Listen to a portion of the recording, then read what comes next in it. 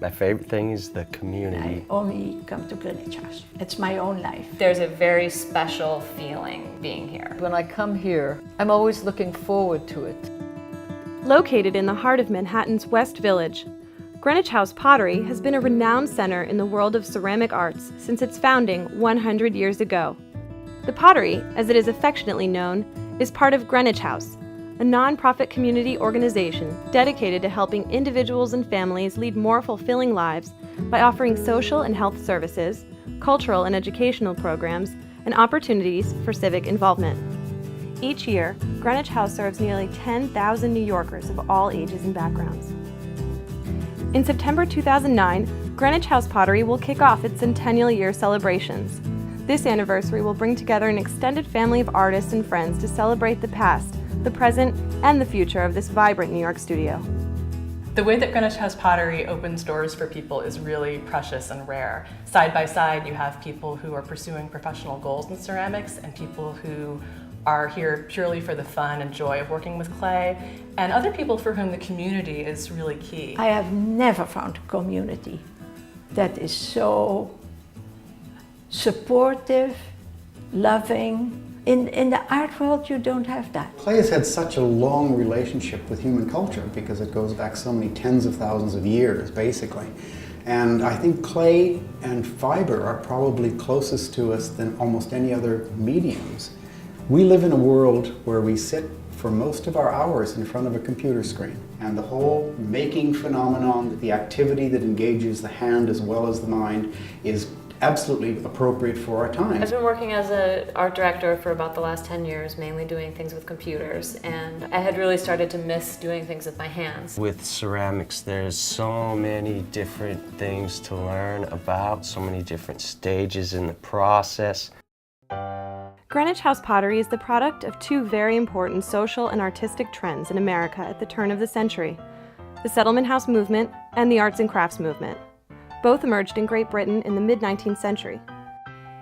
Settlement houses were established to serve the needs of the urban poor in England, and the arts and crafts movement was part of an effort to improve society by improving artistic, architectural, interior, and object design.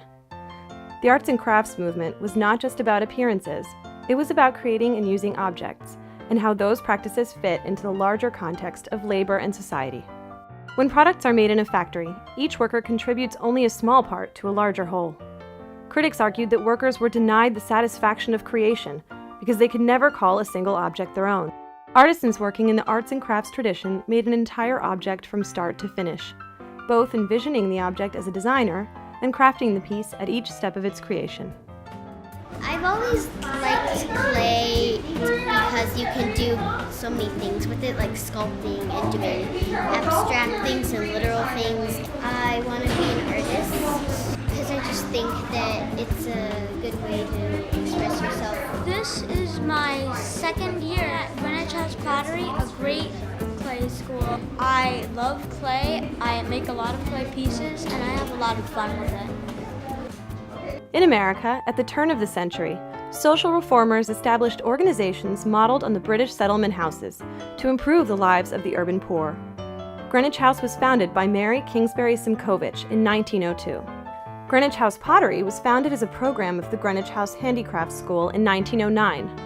Immigrant women were already making handmade lace and other crafts at home to earn money. At the same time, American educators and social reformers understood the benefits of art instruction and forging community. So, the Handicraft School was established to help new immigrants learn skills to support themselves financially and to foster bonds between neighbors through creating works of art. Mary Kingsbury Simcovich, the founder of Greenwich House, believed strongly that once a person had a stake in their neighborhood, he or she would more likely become an engaged citizen. The pottery was immediately popular with children and adults back then, and continues to thrive today. With each decade and shift in the neighborhood and in American ceramics, the pottery adapted in order to survive.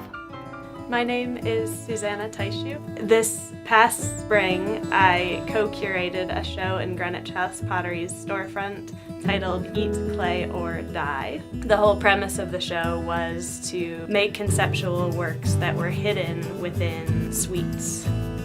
It was a terrific community building event to get out the word about the pottery. The opening night, we had more people than we'd ever imagined would come. One of the original patrons of Greenwich House Pottery was Gertrude Vanderbilt Whitney. She helped secure several lucrative commissions to support the program. The leadership of Jane Hartsook spanned 4 decades, attracting new, talented ceramic artists and helping to gain exposure for them and the pottery.